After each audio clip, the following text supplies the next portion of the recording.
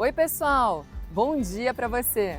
O Campo Vivo ainda está em férias e a gente espera que você esteja gostando das nossas reportagens que nós selecionamos especialmente para você poder rever. Teve muita matéria de nível excelente aqui no nosso 2025, não é mesmo? E eu aproveito para desejar um feliz ano novo para você que acompanhou o programa durante todo o ano.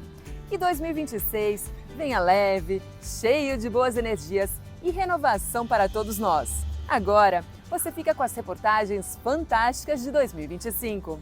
Feliz 2025 a todos, pessoal!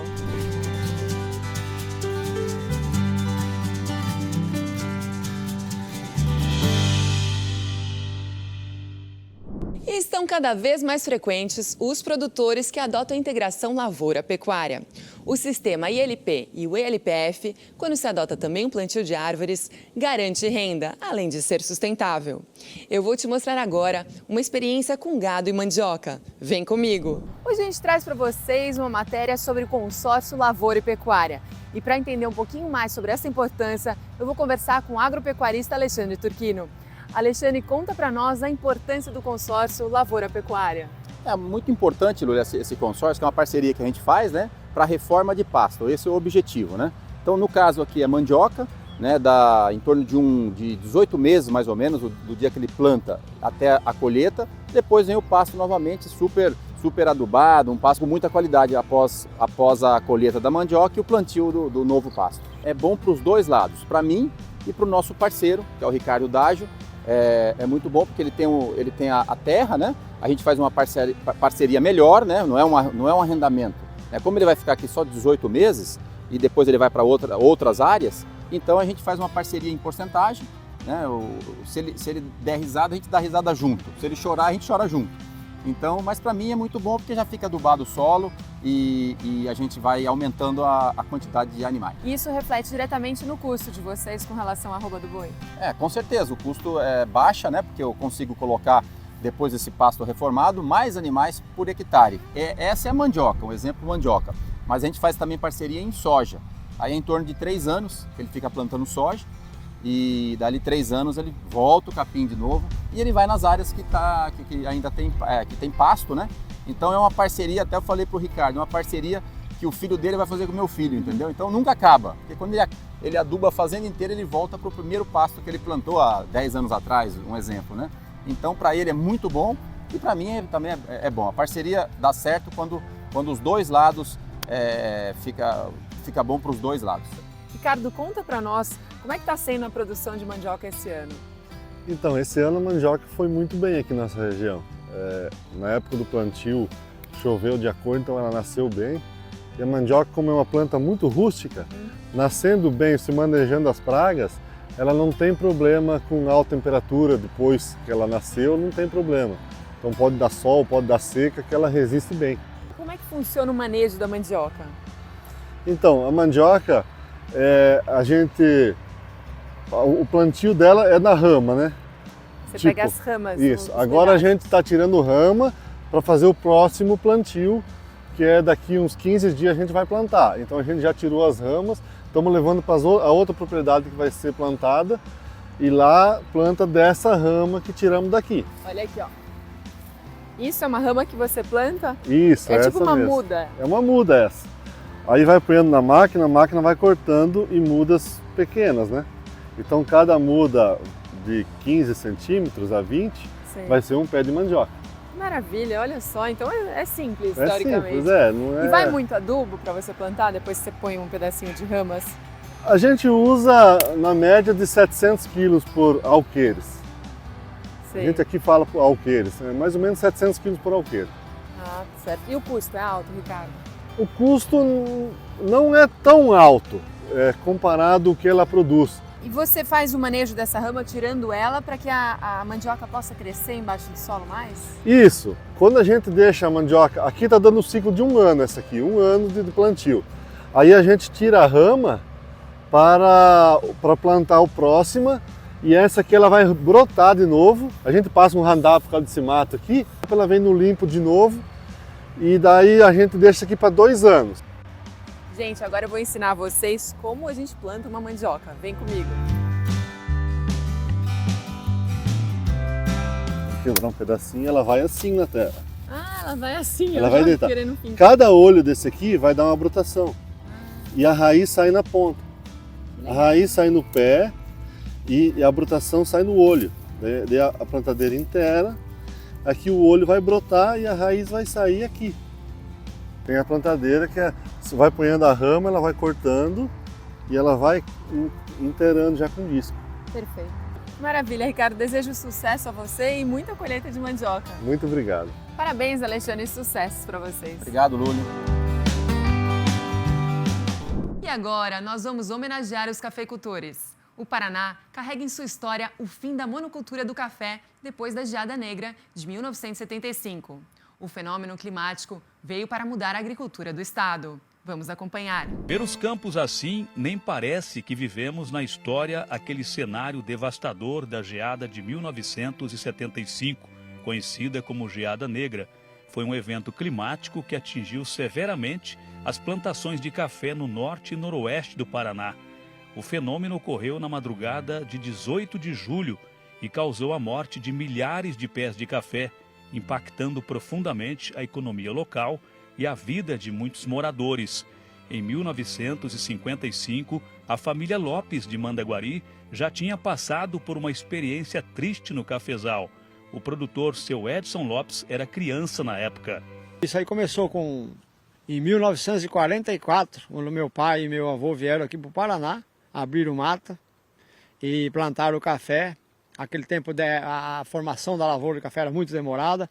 Em 1955 eles tiveram a primeira colheita de café. Em 55 veio uma geada quase idêntica de 75. Eles precisaram cortar o café tudo embaixo e aí assim mesmo persistiram na cultura do café, porque é o que sabiam fazer. Nesses anos de não produção de café devido à geada, plantava milho, arroz, feijão intercalado no meio do café para sobrevivência. A Geada Negra de 1975 é lembrada como um divisor de águas na história do Paraná, marcando o fim da monocultura do café na região. A reflexão que eu trago é que a crise da cafeicultura não foi gerada por uma geada só. Na verdade, o problema era mais complexo e vinha de antes. Desde a década de 1960, o governo federal ele vinha adotando uma política chamada de racionalização e erradicação da cafeicultura, porque com todo o benefício que a cafeicultura trouxe para o norte do Paraná, por exemplo, além das geadas, havia as oscilações do preço do café no mercado internacional e isso tornava a nossa economia vulnerável.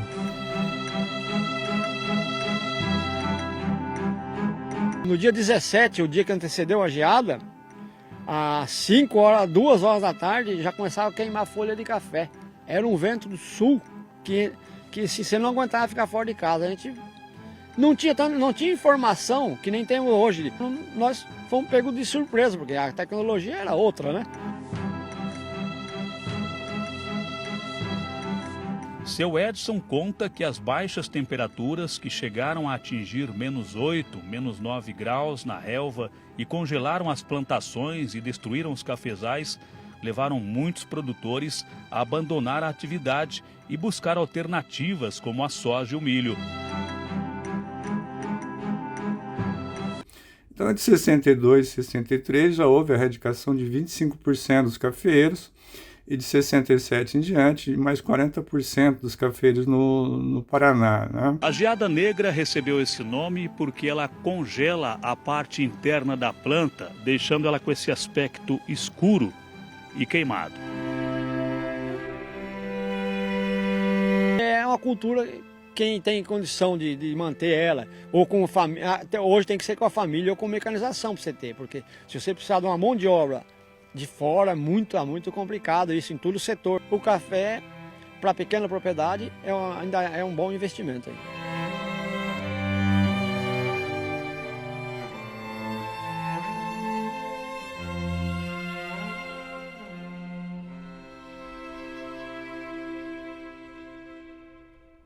É muita notícia por aqui, pessoal. Então espere que o Campo Vivo não demora, hein?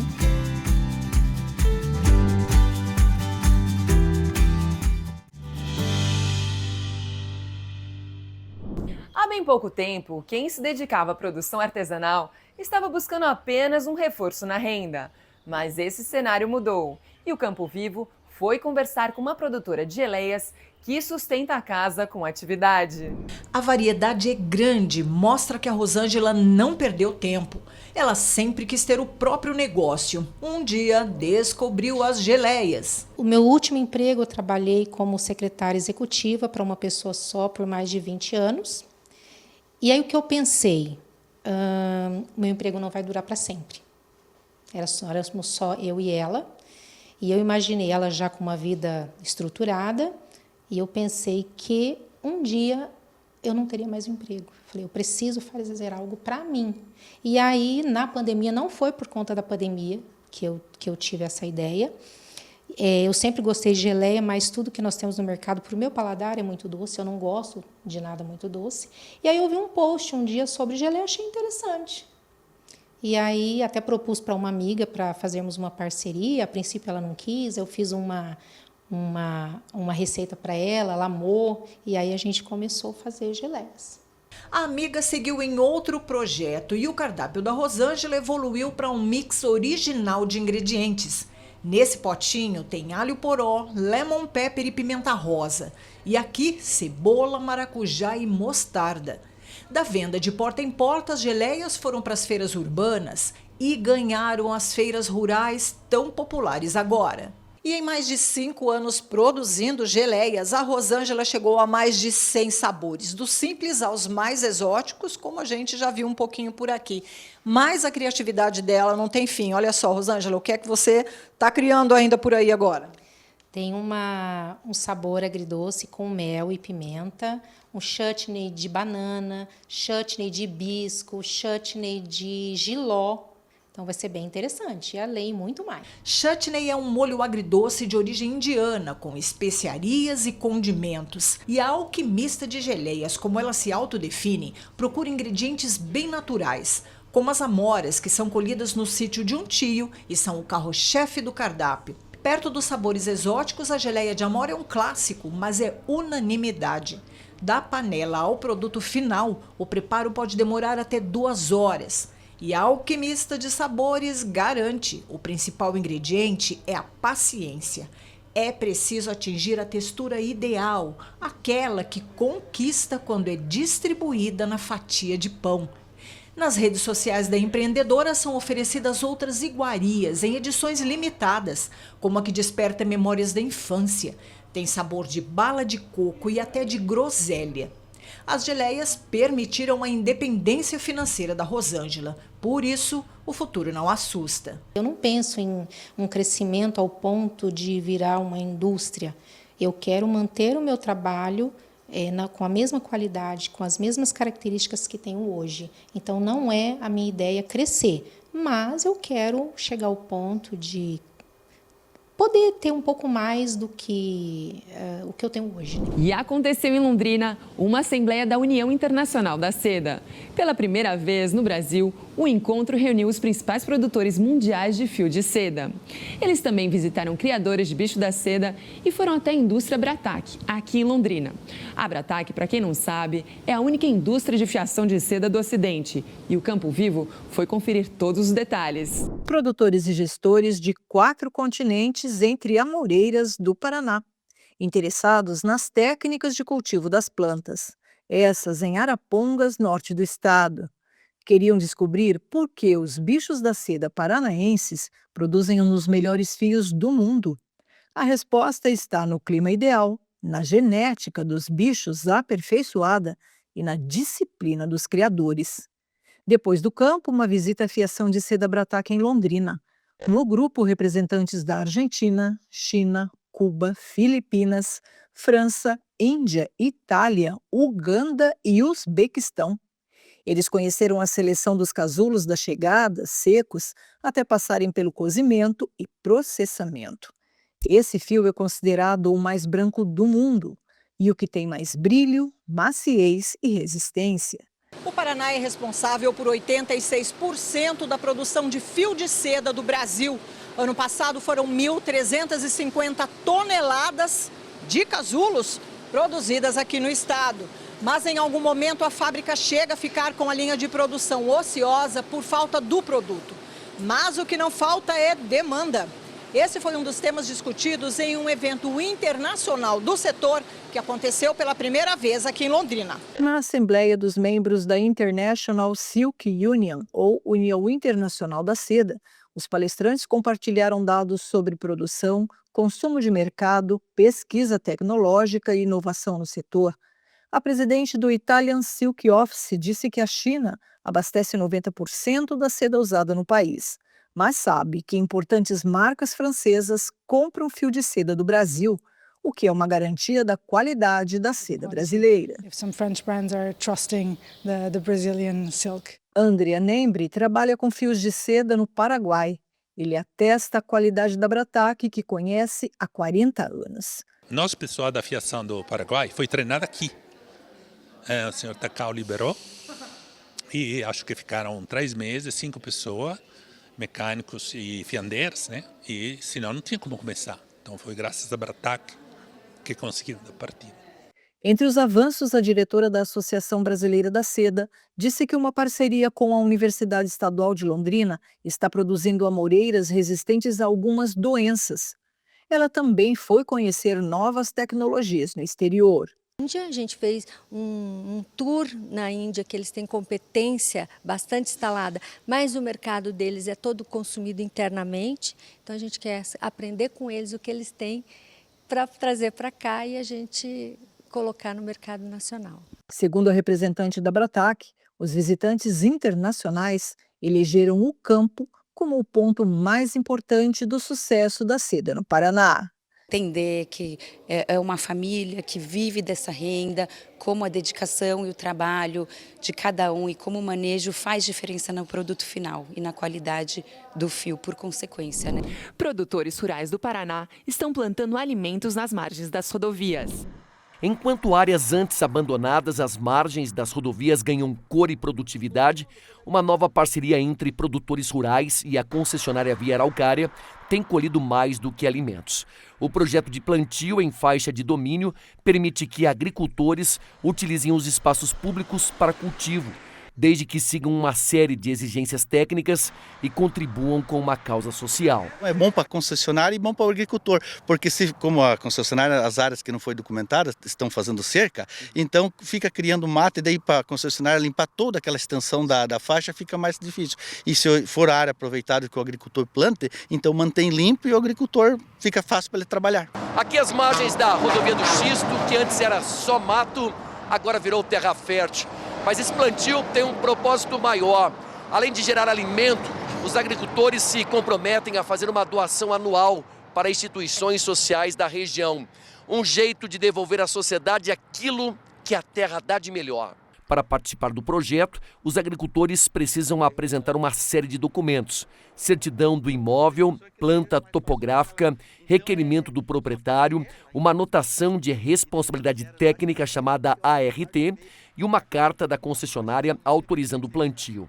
A Via Araucária avalia cada caso e acompanha o processo de perto. A maior importância do projeto de plantio na faixa de domínio da Via Araucária é fortalecer a política ESG, reduzindo assim emissões de CO2 pelos equipamentos de conservação, permitindo que produtores expandam sua fonte de renda, plante em locais apropriados à margem da rodovia, além de reduzir o índice de incêndio às margens da rodovia e aumentar a segurança viária do tráfego. Um ajuda o outro, fica bom para todo mundo, tudo sair ganhando, né? Desde o usuário da rodovia também, que mantém mais limpo a beira da estrada, tudo facilita, né? De olho na próxima colheita aí. Sim, com certeza, é verdade. Levante, estique suas pernas, mas volte logo. Eu e o Campo Vivo esperamos você.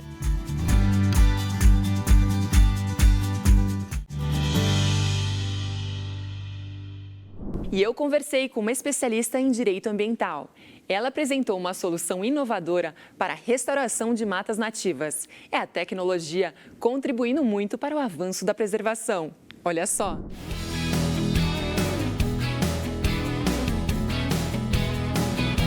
O Campo Campo Vivo te traz a Barra do Saí para conversar um pouquinho mais sobre um projeto inovador ecológico. Fernanda, conta para nós um pouco dessa tua inovação na tecnologia com relação ao meio ambiente.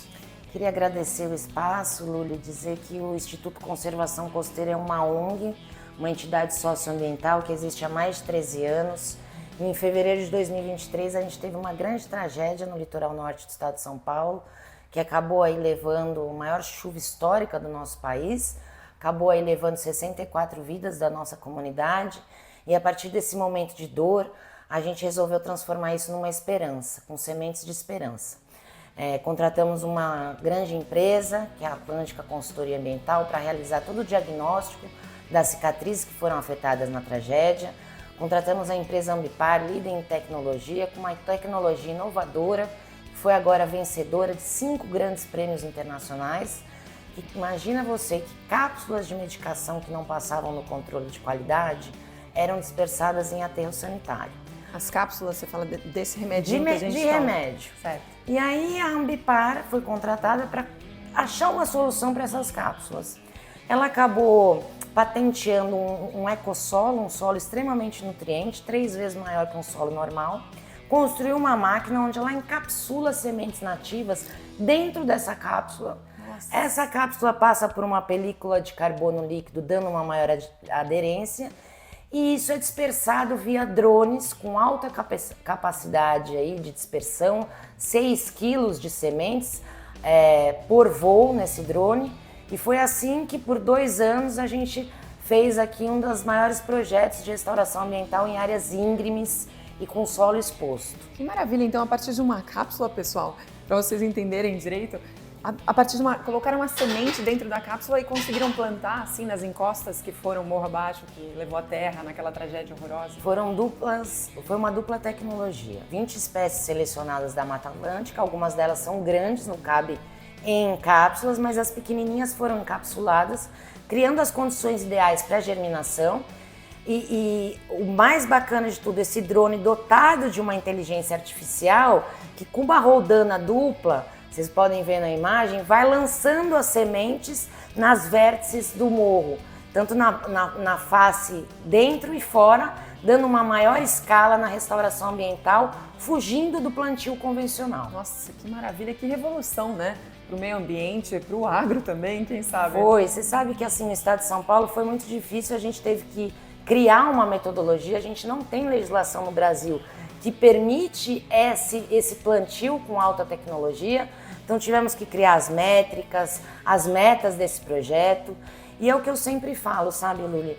O agro, ele precisa andar junto com a preservação ambiental. Quando a gente fala em preservação ambiental, a gente está falando de pessoas, a gente está falando de mudança climática, nós estamos falando de segurança alimentar.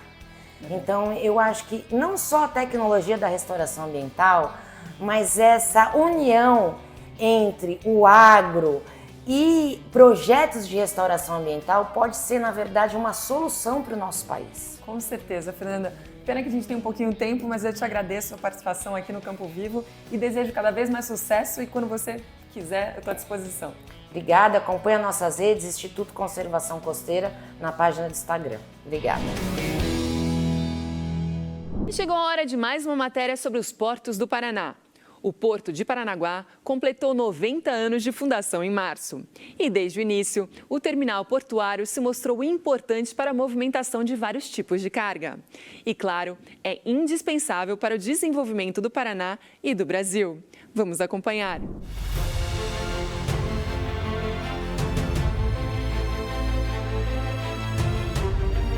A linha do tempo está na entrada do Centro Administrativo Taguaré, sede da empresa pública Portos do Paraná, em Paranaguá. As fotos registram que até 1840, as embarcações atracavam em pires improvisados no rio Itiberê, mas em 1853 já estava criada a Capitania dos Portos do Paraná. 3 anos depois, o primeiro trapiche é construído em Antonina e navios a vapor seguiam rota diária até Paranaguá. Os terminais portuários não existiam oficialmente, mas já eram dinâmicos, inclusive antes do Paraná se tornar um estado, o que aconteceu em 1859. E Paranaguá e Antonina acompanharam o desenvolvimento do Brasil. Em 1917, o então presidente Venceslau Braz autoriza a construção do Porto de Paranaguá. E os avanços seguem perpetuados nas imagens. Nossa série mostrou o protagonismo dos portos do Paraná no embarque de soja e de frango, no desembarque de insumos para fertilizantes e no aumento da movimentação de contêineres e derivados de petróleo. Esse desenvolvimento foi construído ao longo de 90 anos e o futuro dos portos também. A obra que mais representa os novos tempos dos terminais é o Moegão. A estrutura vai concentrar o recebimento de cargas de grãos e farelos que chegam por trem. O Moegão é a maior obra pública portuária em andamento no Brasil. São 600 mil metros quadrados de área. A construção começou no ano passado e deve ficar pronta ainda este ano. O Moegão é considerado um marco nesses 90 anos de fundação do Porto de Paranaguá. Quase 4 quilômetros de esteiras vão transportar as cargas até os armazéns do porto. O complexo terá capacidade para movimentar 2.000 toneladas de cargas por hora. Hoje o trem desce para Paranaguá e ele acaba abastecendo os terminais de maneira individual, causando muita ociosidade, é muito improdutivo e sendo um gargalo no nosso recebimento ferroviário. Com o Moegão a gente vai estar centralizando a carga e passando a nossa capacidade, que hoje é em torno de 180 vagões por dia, para 900 vagões por dia. Então hoje que a gente recebe em torno de 5 a 7 milhões de toneladas via ferrovia, nossa capacidade vai aumentar para 24 milhões de toneladas por ano através do modal ferroviário. O custo do modal ferroviário ele é muito abaixo do que o rodoviário e também é muito mais produtivo. Então, para isso, esse é o nosso objetivo, né? Ser mais eficiente, mais produtivo e com custo logístico menor. Outro projeto que já está em andamento é o recebimento de navios de passageiros. Em dezembro de 2023, atracou no Porto de Paranaguá o primeiro cruzeiro turístico. Foi instalada uma estrutura no cais para receber os visitantes. Outro navio de passeio também chegou ao porto em março do ano passado. A experiência foi considerada eficiente e levou ao lançamento de um complexo específico para embarque e desembarque de passageiros no porto. São dois projetos, um projeto de terminal de passageiro e um outro projeto para ter um atracadouro para receber os navios de passageiro. A gente está em etapa de projeto para daí definir o que a gente precisa com licenciamento ambiental, então é um planejamento que a gente vem fazendo, mas do terminal de passageiro a expectativa é que a gente ainda faça a obra ainda esse ano. O presidente da Portos do Paraná afirma que os novos projetos foram pensados para manter os terminais competitivos e com benefícios para a economia do Paraná e do Brasil. Nosso compromisso, não só nesses 90 anos, mas para os próximos 90 anos, manter esse equipamento sustentável, de uma condição sem igual de operação, respeitando ao meio ambiente, respeitando todos os limites existentes, mas comprovadamente mostrando que é possível sim desenvolver esse equipamento ainda mais.